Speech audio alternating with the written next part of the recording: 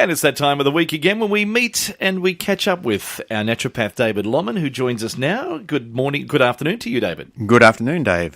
Now, what are we having a chat about today? Well, I thought most people don't know what naturopaths do, and I thought we might just have a chat about what a naturopath does and give a case history about somebody who came into the office lately with some different changes to their body and the way that their body was functioning. Yep, that'll be good. Some health improvement and progression from then and now. Yes. We'll look forward to that. And of course, we invite your calls. If you've got an ailment or an issue that you'd like to get some direction on from our naturopath, David Lomman, you could pick up the phone right now. Give us a call, 49216216. We'd love to hear from you. It's Health and Wellbeing at 2NURFM 103.7. As Carolyn joins us right now from East Maitland to chat to our naturopath, David Lomman. Hello, Carolyn. Hi, how you going? Yeah, good. That's good. Probably a bit different today. I actually want to inquire about my own health as far as I don't get sick. I actually can't remember when I was sick the last 20 years, really. And I'm just wondering whether I have heard that if something does come along that is horrendous or debilitating, that my immune system wouldn't be up to par to fight it because I don't get sick. Okay, I don't look on sickness as being a criteria for health and fitness. Right. Either with or without sickness. It's more to me, are you fit, are you healthy? Are you eating the right foods for your body? Yes. Are you in your right weight range? You know, do you feel good? Do you sleep well through the night? Do you have plenty of energy? Those are the criteria I would look at. Yes, well, I have all those. I do stay fit. I swim 20 laps probably 3 times a week. Yep. I walk my dogs, and I do the gym probably once to twice, probably only a fortnight, because I'm busy in other areas. Well, you're doing 20 laps 3 times a week. There's not a lot of people you could say are doing that to start with. It's pretty good when I'm 60. Yes, and that's it. And therefore, and if you're happy in your life, which is one of the greatest things that we can have is happiness, you know, that will go a long way towards being healthy. So I wouldn't worry about something that may happen. Mm-hmm. I'd just keep doing what you're doing, which is keeping you fit and healthy. Right. And let everybody else say whatever they like. Yeah, well, the thing is, I'm not a regimented person as far as my diet goes. I try to have vegetables every night. I don't eat a lot of meat. Chicken, you know, occasionally. I try and be conscious of eating more fish, but I just trying to keep a reminder to myself, well, I should have some fish this week. And I don't, like I said, I'm not a meat lover because I love animals and I don't really feel the need to have meat, but I do know that you've got to have about 100 grams a week. Is that right? No, you've got to have protein. It doesn't have to be meat. No. You can have other proteins. The thing, though, is, you know, look at that, how much sugar you have and how much processed food you have. And if you want to stay healthier, you would gradually get rid of those things. You'd bring in more vegetables. You'd bring in more salads. So as long as you're keeping a balanced diet that way, with much more vegetables than you would normally see on a food chart. Well, I don't have the 7 as suggested, and I probably don't have even 5 a day. I probably have 4 of a night. I'd bump them up. Different ones. I'd bump them up. I'd have some through the day as well. Yeah? Yeah. Ah, such as salads, you mean? Yeah, salads or cooked veggies or dips that are made from vegetables, those sort of things. They're all good for the body. Great to hear, and thank you for giving us a call, Carolyn. And it is 49216216 if you'd like to be a part of Health and Wellbeing with naturopath David Lomman. Now, we wanted to lead off and get a bit of background to what you actually do as a naturopath if someone comes to you. Look, if somebody comes in to me, the first thing I want to know is what they want to achieve, because that's the most important thing to me. And without knowing that, I'm like anybody else. You know, somebody comes in, I've got this ache or this pain. But if they say, look, I want to get rid of this ache or pain, then my focus is on how do we get rid of that ache or pain. So then I do some assessments. I do the RBTI, which is urine saliva analysis. I look at where the person is in their life, where their weight is according to what they would like it to be. But my main focus is what do they want to achieve? That's the sort of area that I'm looking at constantly. Well, obviously an aim would be health improvement and progress. Let's take a look at that because you might have a study you can share with us now, really a then and now. Yeah, well, this lady came to me in November and we did the RBTI, found out what was going on biochemically at the time, looked at where her system was deficient, and she came in with rheumatoid arthritis and fibromyalgia, lady in her 50s. We'll call her Sue. And she's on a heap of medication for the arthritis and the blood pressure and some other things going on in her body. Plus, she's taking about 10 to 15 Nurophens a week for pain which wasn't controlled by the other medications. Now, I saw her back this week. We've gone through her history. We've gone through and looked at what's changed for her. And the list is quite long. And because I did a pretty comprehensive assessment in the first place, I can then go back over it. And that just reminds her how far she's come. And that actually helps her to stay on track. Because the diet that I changed her to is not necessarily easy to stick to because it's a different diet. It has a lot of different vegetables in it. It has a lot of salad in it. It has a lot of light protein type foods that won't put the pressure on her body that, say, red meat would have. So, but the changes that she came up with are really outstanding. They're very, very good because she stuck to it.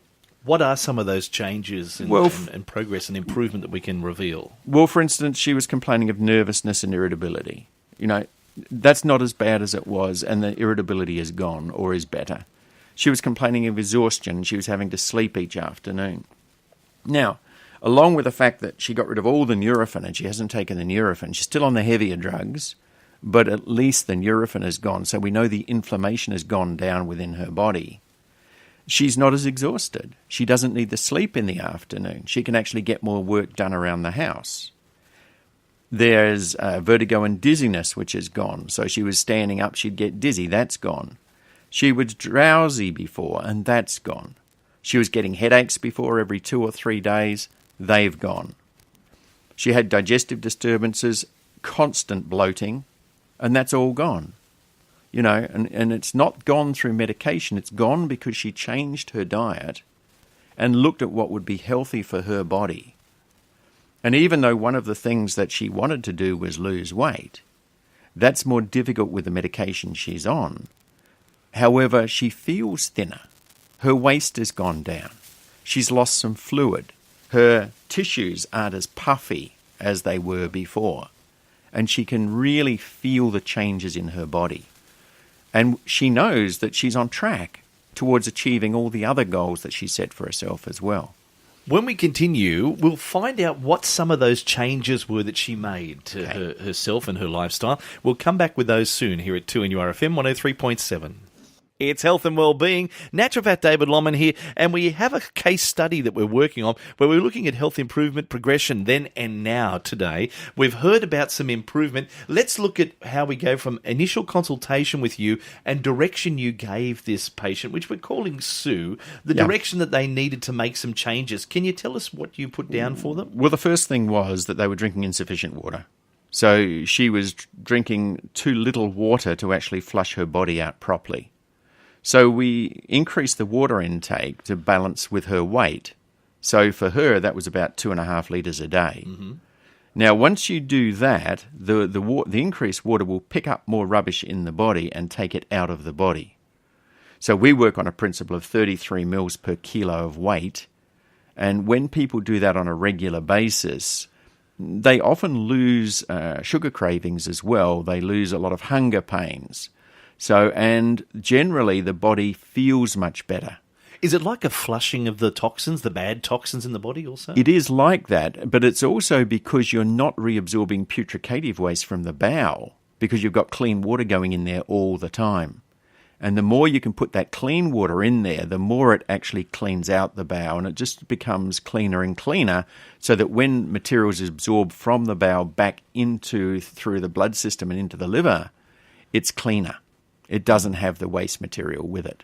On the initial consultation, was there any foods or anything that this patient was doing that you said you should stop? Don't eat that or don't drink that? Yeah, look, there's a number of foods which are really indicated heavily in being detrimental in rheumatoid arthritis and arthritic type conditions and in fibromyalgia, which this lady had. So, and still has, by the way. The important ones to exclude are the grains, the wheat, barley, oats and rye, because of the effect on the gastrointestinal tract, and dairy, and in her case red meat, and the nightshades as well. Now, I've talked about the nightshades before. That's tomato, potato, capsicum and eggplant. Mm-hmm. Now, tobacco is also a nightshade, but luckily she wasn't a smoker. So it was more about trimming her diet and working out what would be a good way for her to eat that kept her energy stable. And through keeping her energy stable, a lot of the symptoms I've discussed and many more generally went away. So she used to have a lot of anxiety and constant worrying, and that got better. Used to have insomnia, waking up and inability to return to sleep, and that's gotten better. Internal trembling's gone. Mental confusion is gone. She was getting palpitations of the heart and a rapid pulse, and that's gone. She had muscle pain, and that's gone. And, therefore she could get rid of the Nurofen. She doesn't have the pain anymore. She doesn't need the Nurofen. Now my goal is to be able to get her to a position, if she just keeps following this program, whereby she'll gradually get rid of the other medications because her body won't need them. I'm not adverse to medications when they're needed. However, if you can improve the health of the body, I believe that most medications aren't needed. So this case study, Sue, is she now in a position where she's feeling happier and she can see the improvement? Absolutely. And when we went through the checklist, she really got just how much better she did feel, because when you feel good, you don't always remember how bad you felt in the first place. And that's why I like to get a full assessment of where someone is, to understand what it is we're looking at, and to help them to understand that when they make those changes, we go back over that checklist and we see, have these things changed? Because if they haven't changed, I'm not doing my job. It's one of those things. If you're giving supplements and you're giving dietary advice and you're giving food advice, what not to eat and what to eat, it's important that changes happen for the person. Otherwise, why would they come back, or why would they recommend friends? 49216216 is the phone number if you'd like to get through and talk to our naturopath, which is David Lomman. We have a call for you right now. Carla joins us from Patterson. Hello, Carla. Hi there, how are you? Yeah, good, thanks, Carla. That's good. I've just had 2 glasses of water while I've been listening to you. Very good. I was actually ringing not about myself, but about a relative. She has lots of issues, some mental health issues, depression and the like. Also lots of internal organ problems. Yes. Only has about half a bowel now due to having some removed, and a few other, a very bad liver, Yes. that sort of thing. But I worry about her because she refuses to drink water, for about 20 years. She'll have cordial with water in it. Yes. I was wondering, is there any difference between, can you still have the cordial with water in it, or is it necessary to have water on its own? It's much better to have water on its own, I believe. Mm-hmm. The cordial contains sugar. Yeah. Right? So at the very least, a squeeze of fruit juice would be about the only thing I'd suggest in there, Yeah. rather than the cordial. But the cordial itself is just full of artificial stuff, usually. Yeah, it's not. And her body is already overloaded with artificial stuff. Yeah. And her liver's overloaded. And whatever's going on, unfortunately, she is the one who has to want to change, though. Yeah, that's the thing. Do you do any distance, like Skype consultations or anything like that? She doesn't live locally, that's all. And Look, we can do consultations, or I can direct her to someone that may be more local for her. yeah, sure. The important thing, though, is it's you on the phone, not her. Yeah, yeah. And until you get her on the phone saying, I'm willing to make some changes, Yeah. nothing's going to change. Yeah. And that's the difficulty, because too often we can see people in pain, we can see them suffering, we know they're suffering, we know there are things they can do, and they don't do them. And we can't do it for them. Okay, Carla, if you'd like to hold on the line there, Carla, we will get David Lomman to talk to you at the end of the show. He'll give you some more details on how we can help out, and with that possible Skype, or some more details with a phone number. So please hold with us there, Carla. We'll come back to you soon. And just to finish up with what we've been talking about today, David? Well, the difficulty is that people have such an insurmountable, what they feel is an insurmountable amount of problems. But when you break it down and you can list it, and then you can make some changes, some fundamental changes to diet, water, what people are doing, usually a lot of those problems will go away. Then all you're left with is the core issues. And then it's much easier to deal with the core issues. But if you've got such a lot of problems, you look at it sometimes and you think, oh my God, where do I start? And what we find with the RBTI or any sort of analysis that we're doing, if you can break it down to this and this and this and this, and then you can say, well, to sort that out, you would need to do this and this, it's much easier for a person to get their head around it and their body around it, and therefore they're going to get the results that they want in the majority of cases. Okay, next Tuesday, we're back again. We'll look forward to your company. We are. Joining us, it is Naturopath David Lomman. Thank you very much. Thank you, Dave. Thank you, everyone.